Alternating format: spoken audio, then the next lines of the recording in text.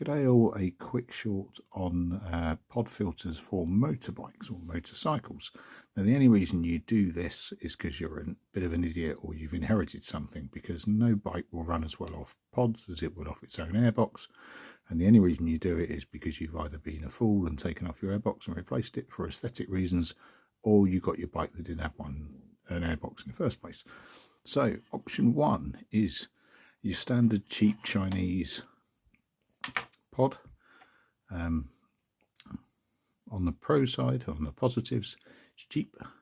On the negatives, it's pretty nasty. So you've got the lip around the inside that is going to interfere with your airflow. And on many carbs, it actually covers some of your ports for your airflow. It's got a separate piece for the inside, so you're going to get air leakage around the outside as well. They work, but they're not great. They're very porous, so they don't actually block a lot of air. Moving up on the scale, you've got a slightly better version of the same, so there's no lip on the inside.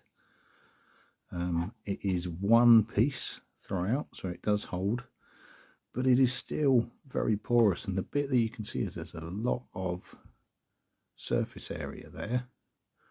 Bearing in mind that is ribbed for everybody's pleasure. There's a lot of surface area and there's a lot of airflow through there, considerably more than you'd get through a box normally. Obviously, you're going to have to adjust either jetting for carbs or maps for injection bikes. I think I might have found a solution on Tintranet, and it's nice and cheap at about £10 a shot. That's what it looks like put together, a little like pancake number. All of these are 54mm.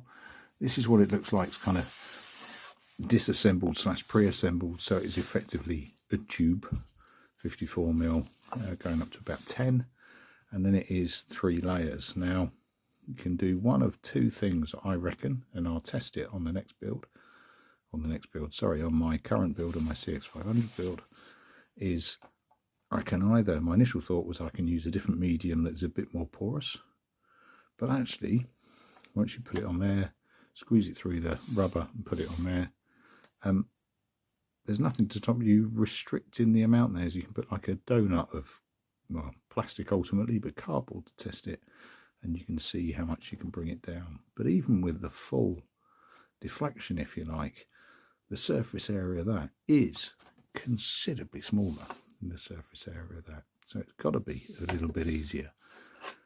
My only concern is leakage around the edge, but that's not insurmountable. Cheers all, and I'll catch you later on. Ta-da.